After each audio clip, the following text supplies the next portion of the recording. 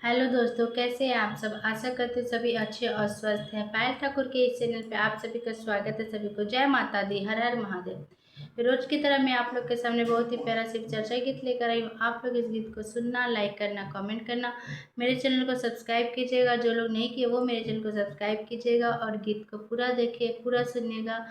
Comment box में हर हर महादेव लिखना मत भूलिएगा। मेरे को पूरा सपोर्ट कीजिएगा और कमेंट बॉक्स में बताइए कि आप सभी को ये गीत कैसा लगा। तो आइए मैं अपना ये गीत शुरू करती हूँ। भोला जी के महिमा महान बाटे हो, शिव के गुरु बनाल। भोला जी के महिमा महान बाटे हो, शिव के गुरु बनाल। गुरु बनाल, शिव के गुरु बनाल। गुरु बनाल, शिव के गुरु बनाल। भोला जी के महिमा महान बाटे हो, शिव के गुरु बनाल। भोले जी के महिमा महान बाटे हो, शिव के गुरु बनाल। शिव जी के चर्चा में नाही कौनो खर्चा, नाही कौनो खर्चा हो, नाही कोनो खर्चा। सब केहू भेजता इनका के परेचा, इनका के परचा हो, इनका के परेचा। शिव जी के चर्चा में नाही कोनो खर्चा, सब केहू भेजता इनका के परेचा।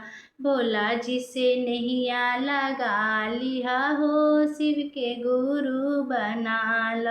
भोला जी से नैया लगा लिया हो, शिव के गुरु बनाल।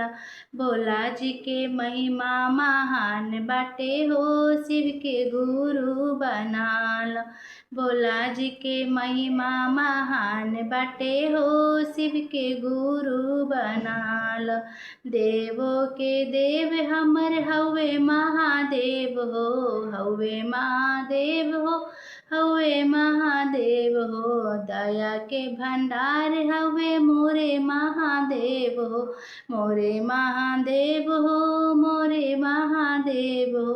देवों के देव हवे हमर महादेव हो, दया के भंडार मोरे हवे महादेव हो। जगत गुरु इनके ही नाम बाटे हो, शिव के गुरु बनाला। जगत गुरु इनके ही नाम बाटे हो, शिव के गुरु बनाला। भोले जी के महिमा महान बाटे हो, शिव के गुरु बनाल।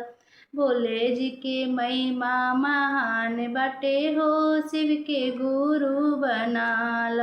भोला जी के नाम हवे अवघर दानी, अवघर दानी हो, अवघर दानी। कोई कहे शिव गुरु, कोई महादानी, कोई महादानी हो, कोई महादानी।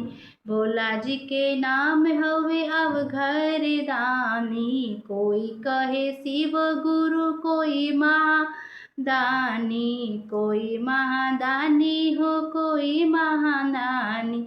सारा जगत संसार जाने हो, शिव के गुरु बनाल। सारा जगत संसार जाने हो, शिव के गुरु बनाल। भोला जी के महिमा महान बाटे हो, शिव के गुरु बनाल। भोला जी के महिमा महान बाटे हो, शिव के गुरु बनाल।